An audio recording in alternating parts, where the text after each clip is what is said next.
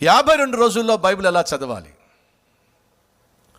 పరిశుద్ధ గ్రంథంలో ఉన్నటువంటి 66 పుస్తకాలను గూర్చి క్షుణ్ణంగా నేను మీతో పంచుకుంటున్నాను. మీరు ఎంతమంది ప్రతిరోజు నేను అందించే ఈ సందేశాలు వింటున్నారు? చూపిస్తారా? ప్రతిరోజు చూసేవాళ్ళు ఎవరైతే చోటు లేదో చూసే ప్రయత్నం చేయండి. ఎందుకో తెలుసా, నా జీవిత కాలంలో ఇన్ని గంటలు వాక్యాన్ని ధ్యానించటం, ప్రతి పుస్తకం గురించి ఎన్నో పుస్తకాలు చదవటం ఎప్పుడు చేయలేం. కొన్ని సందర్భాల్లో ఎప్పుడు పడుకుంటున్నానో తెలియదు, ఎప్పుడు లేస్తున్నానో తెలియదు. ఎందుకయ్యా అంటే పరిశుద్ధ గ్రంథం పట్ల మనకున్న అభిప్రాయం ఏంటి తెలుసా? ఇది చాలా పెద్ద గ్రంథం అండి, ఇందులో చాలా పెద్ద గ్రంథ పుస్తకాలు ఉన్నాయి, ఎన్నో అధ్యాయాలు ఉన్నాయి, చదవాలని ఆశ ఉన్నప్పటికీ బైబిల్ మాకు అర్థం కావట్లేదండి, కాబట్టి బైబిల్ని చదవడానికి మాకు ఆ ఇన్స్పిరేషన్ ఉండడం లేదండి అనే భావనతో మనలో చాలామంది బైబిల్ని చదివే ప్రయత్నం చేయటంలో, ఒకవేళ ఏదైనా కష్టం వస్తే చిలక కొట్టుడి అవ్వరం, ఇదే పని, ఇదే వాళ్ళ బైబిల్ చదవటం.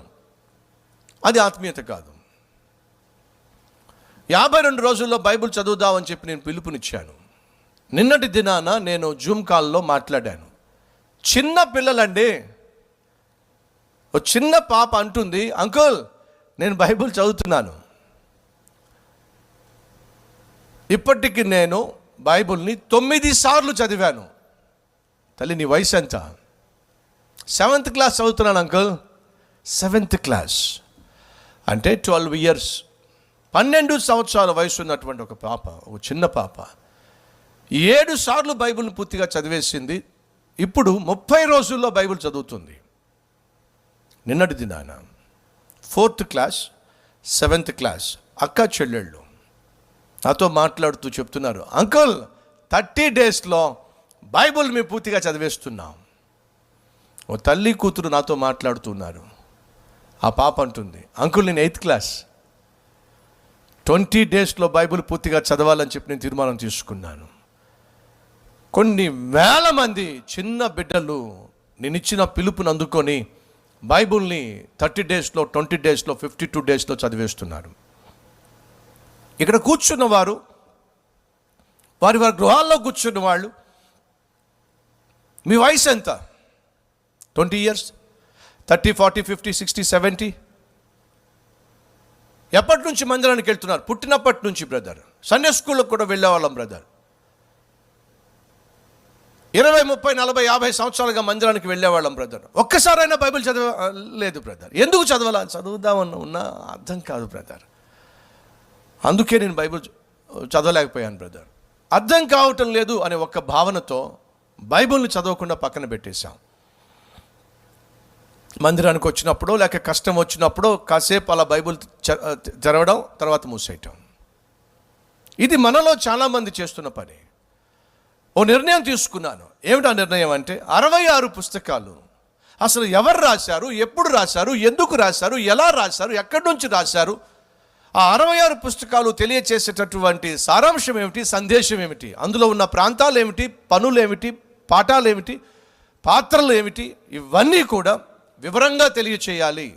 బైబిల్ నాకు అర్థం కావట్లేదు అనేటటువంటి ఈ భ్రమలో నుంచి క్రైస్తవ సమాజాన్ని బయటికి తీసుకురావాలి అని ఒకే ఒక ఉద్దేశంతో గత 35 రోజులుగా డే అండ్ నైట్ ఈ వాక్యాన్ని కూర్చున్నటువంటి అనేక పుస్తకాలను చదువుతూ ప్రతి పుస్తకము అర్థమయ్యే విధంగా మీకు తెలియచేస్తూ వస్తున్నాను.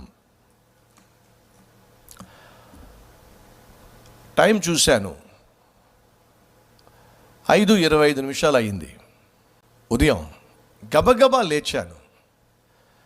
లేచి వెళ్ళి కూర్చొని బైబిల్ చదవడం మొదలు పెట్టాను.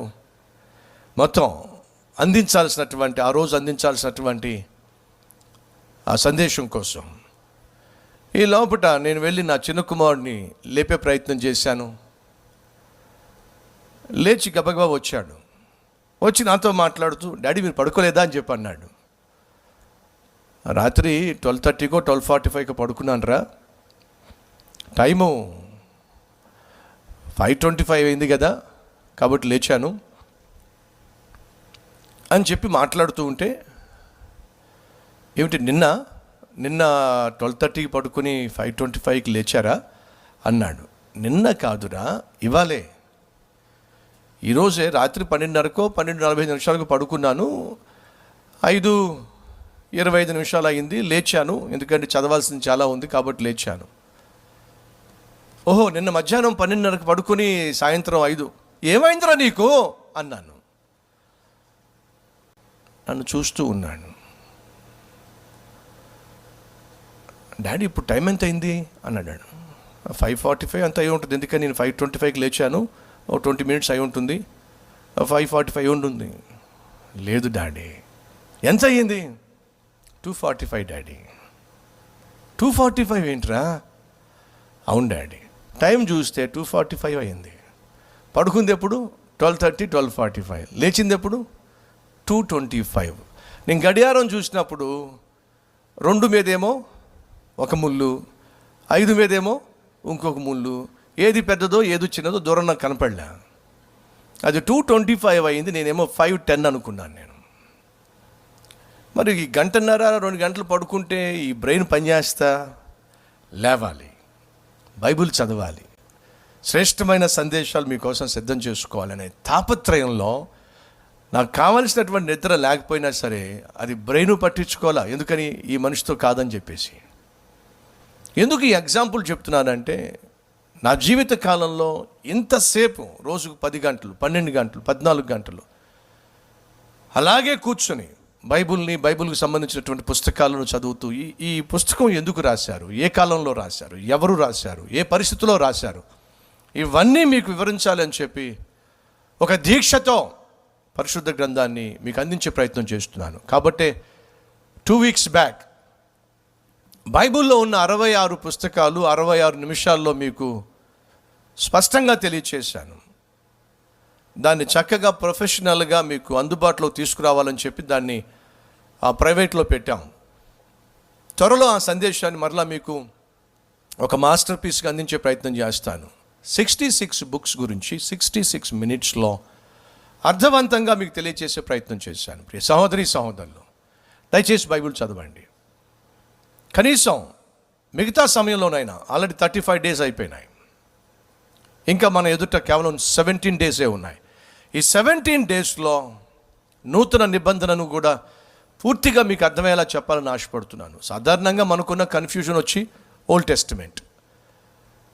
ఆ ఓల్డ్ టెస్టిమెంట్ అంతా మీరు ప్రతిరోజు నేను అందించేటటువంటి ఈ సందేశాలు వింటున్నటువంటి చిన్న పిల్లల్ని అడగండి, అద్భుతంగా చెప్పేస్తారు. ఆది కాండం నుంచి మలాకి గ్రంథం వరకు ఒక కథలా చెప్పేస్తారు మీకు. ఆ విధంగా బైబిల్ని అర్థమయ్యే విధంగా నేను మీకు అందించడం జరిగింది. అది వాస్తవం అన్నవారు ఒకసారి చూపిస్తారా? ఎస్. సో ఎవరైతే చూడటం లేదు, అది లైవ్ కావచ్చు, లేదా యూట్యూబ్ కావచ్చు, లేదంటే నిరీక్షణ టీవీ కావచ్చు, దయచేసి చూడండి. ఇది మీ జీవిత కాలంలో మర్చిపోలేనటువంటి, మరుపురానటువంటి ఒక అద్భుతమైనటువంటి సమయం ఇది. కొన్ని లక్షల మంది బైబిల్ని ప్రేమించడం మొదలుపెట్టారు.